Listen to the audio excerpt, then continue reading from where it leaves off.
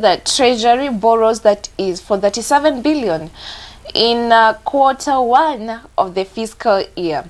And the country, don't forget, the country has a large debt burden and repayment obligations. So reasonable interest plus that is maturity of the loans, they keep rising each and every day.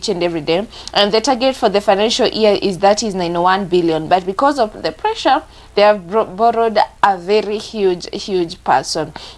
And now to the story itself that I've read, that is on the Daily Nation. As they have said, in the first quarter year of the fiscal year, the Treasury borrowed that is for 37 billion.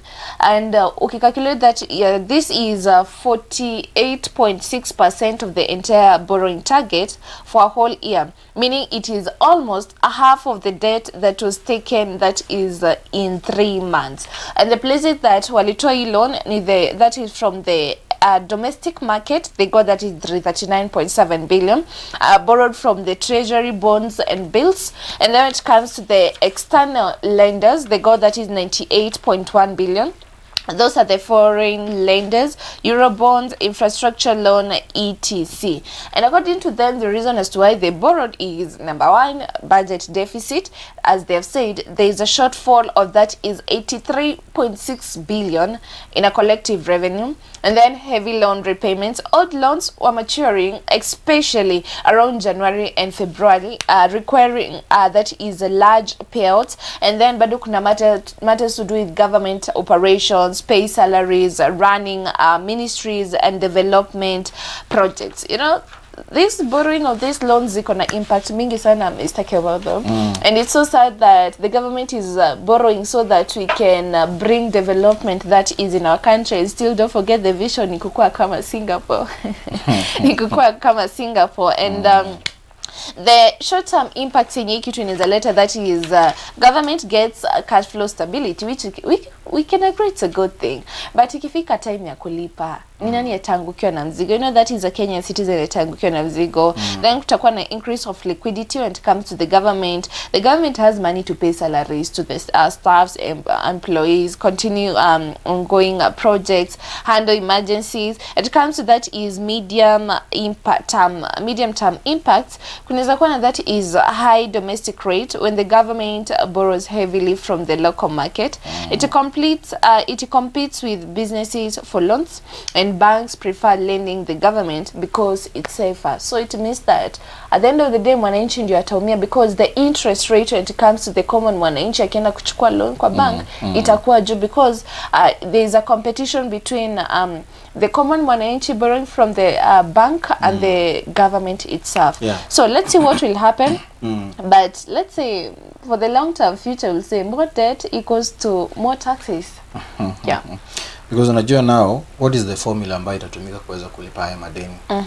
Na pia ni impact gani ambayo tunafanya kuweza kuboost the economic activities ambazo tuko nazo in each and every area, despite of any condition ambayo itakuwa pale.